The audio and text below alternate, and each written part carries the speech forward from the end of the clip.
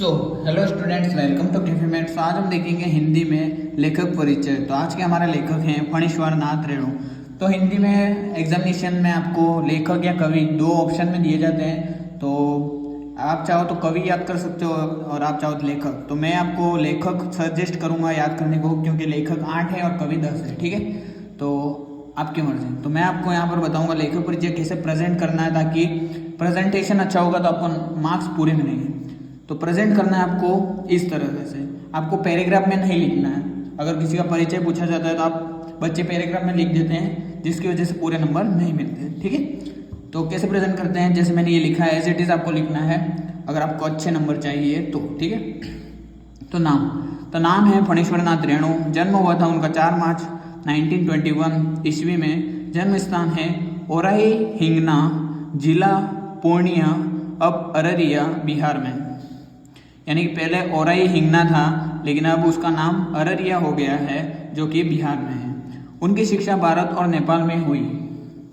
रेणु जी का बिहार के कंटिहार से गहरा संबंध था। यानी कि बिहार में कंटिहार करके एक गांव है, जहां पर उनका संबंध बहुत अच्छा होगा, क्योंकि वो व्यवहारिक होंगे तो उनका संबंध उस गांव से अच्छा होगा। प्रमुख रचनाएं क्या इनकी? कहानी संग्रह, उपन्यास, संस्मरण, रिपोर्टाज।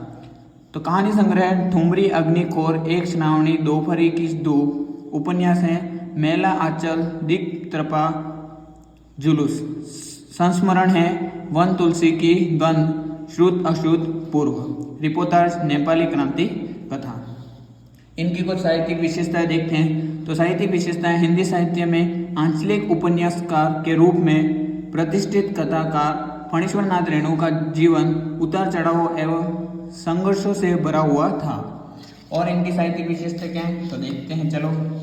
और इनकी साहित्यिक विशेषता है तो साहित्यिक के अलावा विभिन्न राजनीतिक एवं सामाजिक आंदोलन में भी उन्होंने सक्रिय भागीदारी की।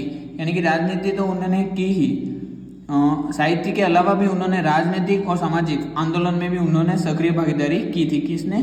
फणीश्वर नाथ रेणु ने। सन 1954 में उनका बहुचर्चित आंचलिक उपन्यास मेला आंचल प्रकाशित हुआ, जिसने हिंदी उपन्यास को एक नई दिशा दी। यानी कि उनका एक बहुचर्चित आंचलिक उपन्यास मेला आंचल करके वो प्रकाशित हुआ, जिसने हिंदी उपन्यास को एक नई दिशा दी थी। सन 1942 के भारत छोड़ो आंदोलन में सक्रिय भाग लिया था। तो 1945 का जो भारत छोड़ो आंदोलन हुआ था, उसमें उन्होंने भाग लिया था फणीश्वर नाथ रेणु ने। और इनका निधन हुआ था 11 अप्रैल 1977 पटना में।